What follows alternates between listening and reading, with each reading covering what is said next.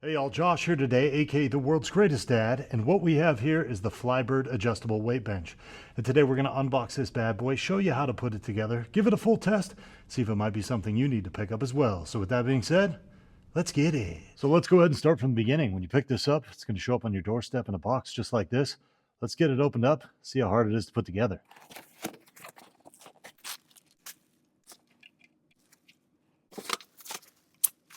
And everything was packaged well with no damage during shipping. Basically, there's 5 different pieces inside the box. You've got the weight bench itself, a front and back foot support, your footrest, along with our bag of instructions, tools, and all the nuts and bolts we're going to need to put this together. Now inside that bag of parts, you're going to see there's only 4 nuts and bolts on here, along with 2 washers on each one. They also provide you with the tools that you're going to need to put this together. We've got ourselves a couple of ball pins, a customer service contact card, and our instruction manual. Now let's go ahead and take a little closer look at our instruction manual.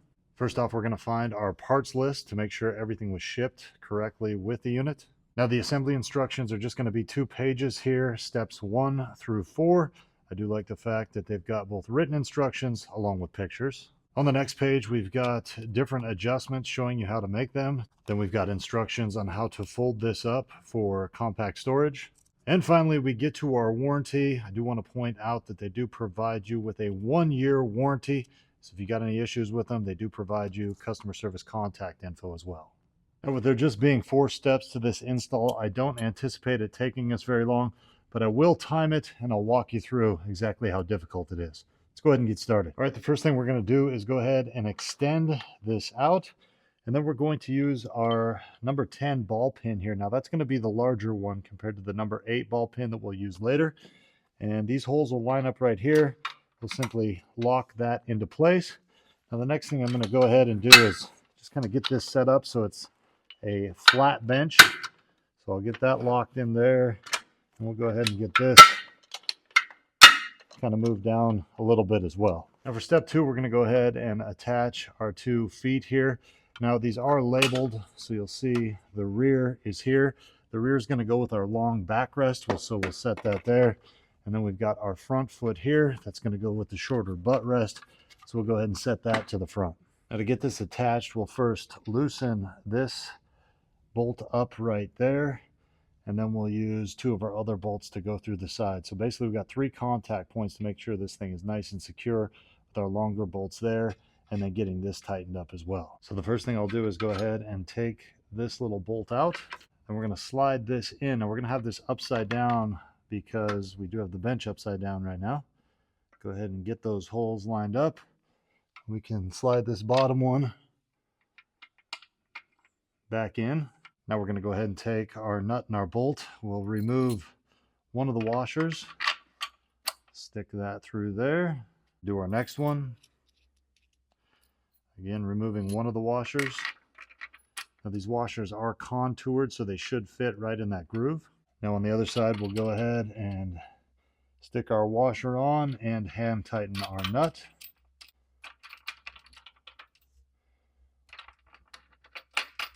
Now we're going to go ahead and use the 17 open end crescent along with our Allen wrench, and we'll get these things all tightened up. And when we're all done with our rear, that's how it should look. Nice and tight. Let's go ahead and do our front.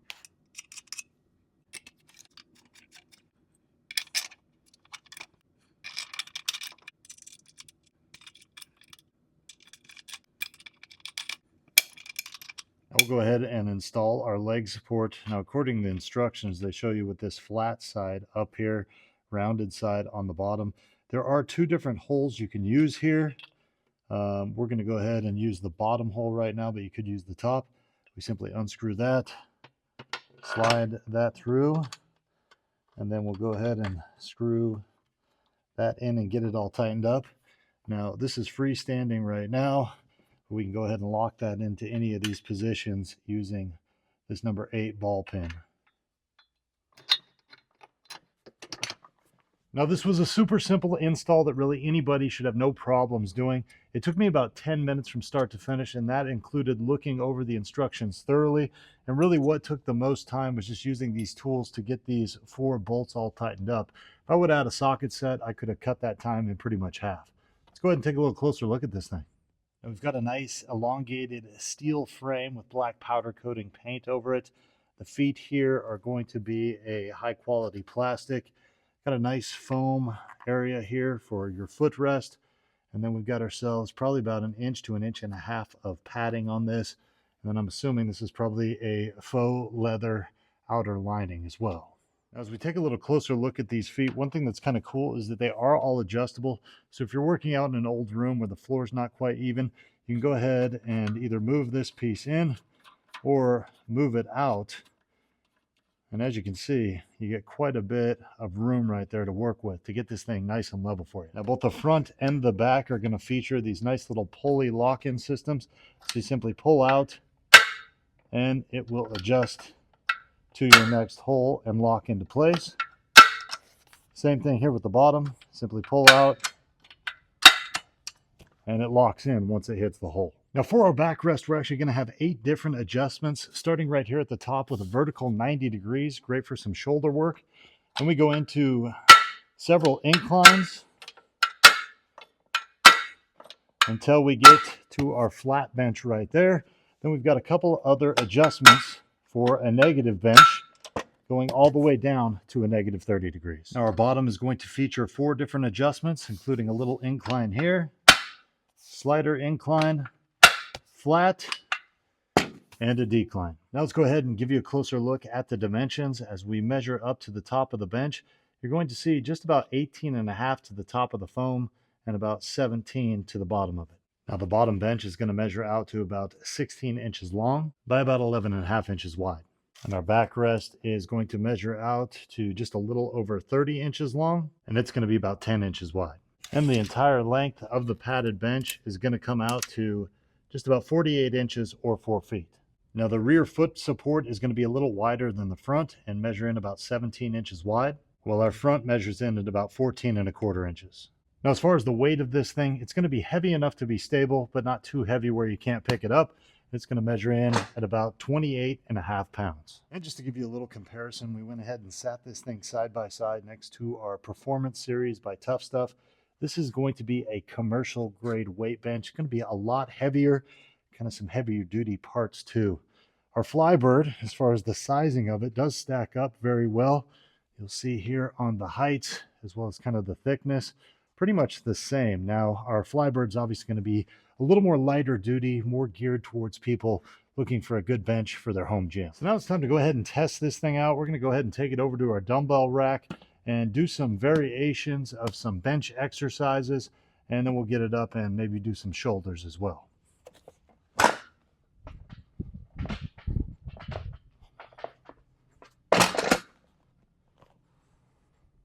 So we'll go ahead and start off with some flat bench.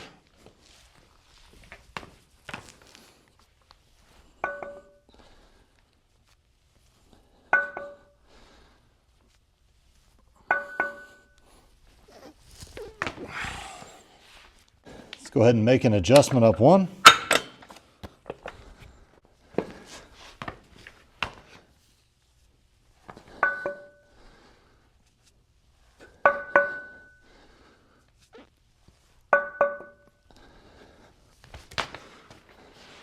Now, as we go ahead and adjust to our next height, I'm going to adjust my bottom pad up a little bit more here too.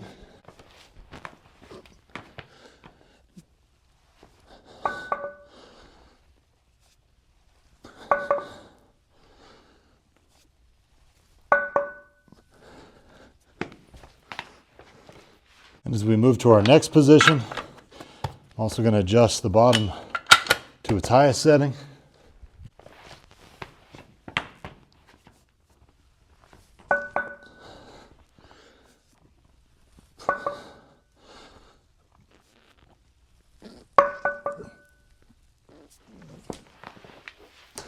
Let's go ahead and get one more slight incline. I think I do prefer this down kind of that middle setting though.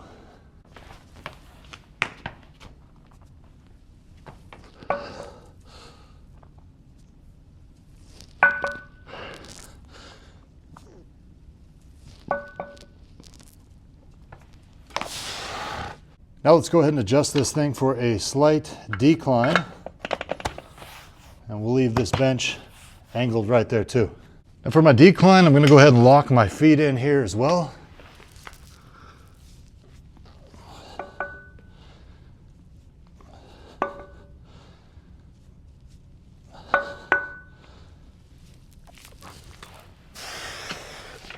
Now, of course, there is one more decline position all the way down there, and we could adjust this right there. It's a little deeper than I'm going to go on my bench today, though. I will show you what this looks like, and it would be great for some ab exercises. And if you are wanting to use the foot pads for a decline bench or an ab exercise, you can go ahead and use this ball pin and get this adjusted for whatever's most comfortable for your feet. Now let's go ahead and get this thing adjusted for some shoulder presses.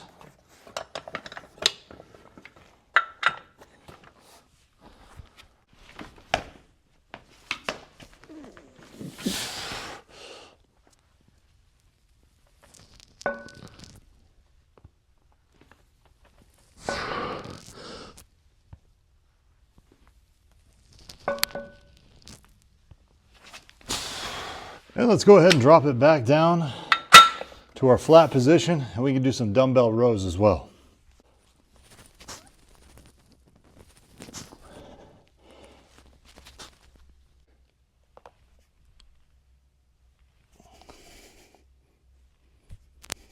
We'll go ahead and give you a little back view as we do a little incline bench.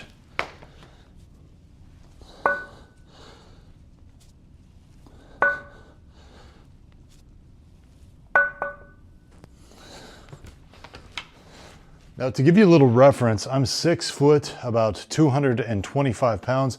You'll notice here when I do my incline bench, because I'm right there in the crease, my head does still fit on the bench, just the top kind of sticking out. Now, I do have a longer torso, so if you're a shorter torso guy, most of your head should fit on here. Now, when you're done with your workout, another cool feature of this is that it will fold up for nice, easy storage in your home gym. All we're gonna do is put this side down, put this side down, go ahead and turn it on its side, pull this pin out, pull that pin, and put that in the lowest position. And then from here too, with this down, we can put this pin in here, and that kind of locks that in. And now you can go ahead and stick this against the wall or under your bed or anywhere like that. Now, FLYBIRD does claim that this will support up to 800 pounds. For our test today, I'm 225. We had an additional 140 pounds in dumbbells here, so we got up to 365.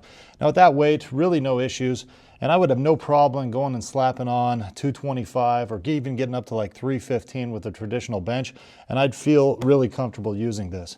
Now, if you're gonna do some like major powerlifting where you're hitting upwards of that 800 pounds, you're probably not gonna use a kind of home workout grade bench like this anyway.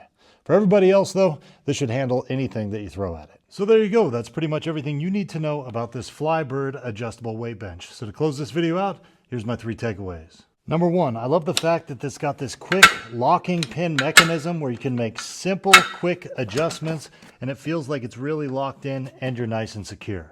Number 2, the adjustable feet on here are a nice touch, and throughout our whole workout today, I felt nice and secure, and that this thing is pretty well put together, and you're not worrying about it popping out of place or tipping over on you. And number 3, I like the fact that FLYBIRD throws in a 1-year warranty, and when you pick this thing up, it's not going to break the bank as well. So it's for those reasons more, I'm going to go ahead and give this a world's greatest dad thumbs up, and I say, go out and get you one. Hey, one more thing before you go. I want to let you know that the FLYBIRD company behind this weight bench is a big fan of the world's greatest dad's in-depth and informational videos. Therefore, about a month ago, they reached out to me and asked me if they could send me this product for video review purposes. Now, with that being said, all the thoughts and opinions expressed in this video were my own, and I always do my best to accurately describe any product I review. Now, I hope this video helped you out. We'll see you next time.